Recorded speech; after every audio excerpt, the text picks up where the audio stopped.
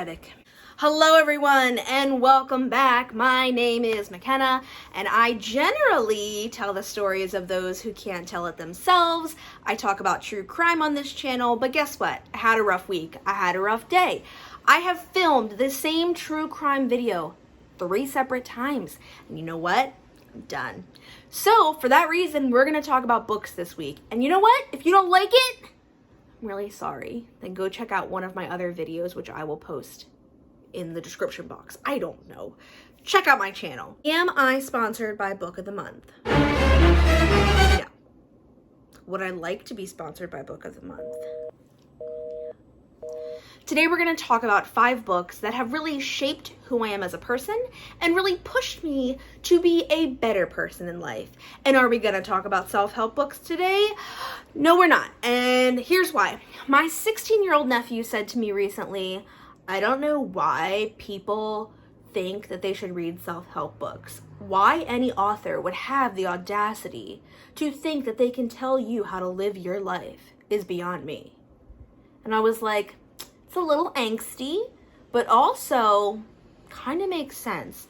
So we're going to talk about fiction today. Now, if you love self-help books, good for you. I've read quite a few in my lifetime. I get it. I enjoyed them as well. But I think that fiction is a really good conduit for allowing us to understand other perspectives outside of our own. So I hope you like these 5 books. I hope you pick them up and you give them a chance. If you've read any of these books before, please let me know what you think of them down below. Do you like them? Do you hate them? If you hate them, that's okay, but don't shit on me because you don't like the books I like.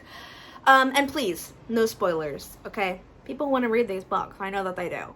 All right, let's go ahead and get started. The first book I have here is quite cheesy and quite romantic, and that is The Bridges of Madison County. Now, this is by Robert James Waller. This is kind of a one-hit wonder for him. This is a book that follows the life of Francesca Johnson, and she is originally from Italy. She moves to Iowa with her husband. She becomes a stay-at-home mom, and she's generally dissatisfied with her life. Loves being a mother, loves taking care of her children, but feels that she missed out on a lot of things in her lifetime. And while her husband and her children are away on a trip together, a National Geographic photographer comes to town named Robert Kincaid. They meet, passion ensues, and she is forced to make some really hard decisions. What is best for her? What does she want? But what is also best for her family.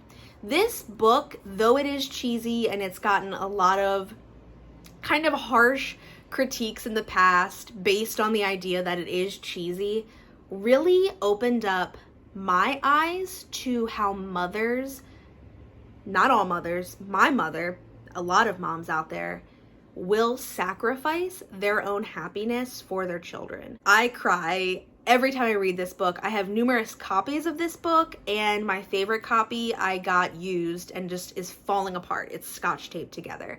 And I know, it is cheesy. If you read it, you're gonna be like, this is cheesy.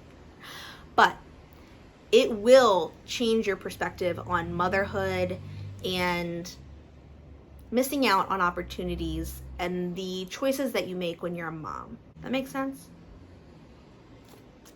Next book, The 5 People You Meet in Heaven by Mitch Albom. Again, another book that kind of gets some critique for being cheesy. This book is about a man in his 80s who passes away. You find out in the very beginning, I'm not giving anything away. He passes away, and as the title would suggest, he meets 5 people in heaven. These 5 people help Eddie understand the meaning of his life, the purpose of his life, and how he impacted others, the ripple effect of the decisions that he made. This book truthfully changed my life. I read this book every January. Once a year, I make sure that I reread this book because it forces me to consider how I impact others, how I influence others, and it really forces me to take a look at the small choices I make every day, not the big things, not career, not family, the small things. Buying a coffee for somebody that's behind you in line, helping somebody with directions when they're confused. If I haven't sold you on this already, there is a great movie that you can watch if you don't want to read the book. I think that the movie is absolutely excellent. And I will say, this book, also, the one I just talked about, The Bridges of Madison County, also has a fantastic movie with Meryl Streep and Clint Eastwood. So I really encourage you, if you don't want to read the books, at least go watch the movies. You feel me? Next up, The Bell Jar by Sylvia Plath. This book follows a young woman, Esther Greenwood, I believe that's her last name, yes, Esther Greenwood, as she navigates growing up and starting a career. She also suffers from severe mental illness. Number one, I connect with her on that. I don't have severe mental illnesses, but I do connect on the anxiety and depression level.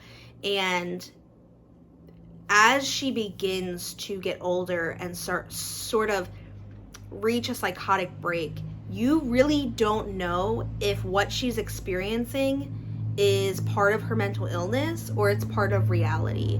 It's written in such a way, it's so accessible that you don't know what's truth and what's fiction in her life. This book changed my life for numerous reasons, but the number one thing the narrator states in this book is that she sees life as though she's sitting at the bottom of a fig tree. And before her are all of these plump figs, and she can choose one of them to eat. They represent to her a family, a husband with children, or a career in writing, or becoming an editor, or joining the Olympic team. And she can only choose one, but by choosing one, she's letting go of all of the other options, all of the other paths in life. And instead of choosing one, she sits, metaphorically, she sits and the figs wither and fall off the tree. So by choosing none, all of those dreams die. Holy hell, it is very impactful. I will say, for this book specifically, and for the next one that I'm going to talk about, if suicide is something that triggers you, I would avoid these books.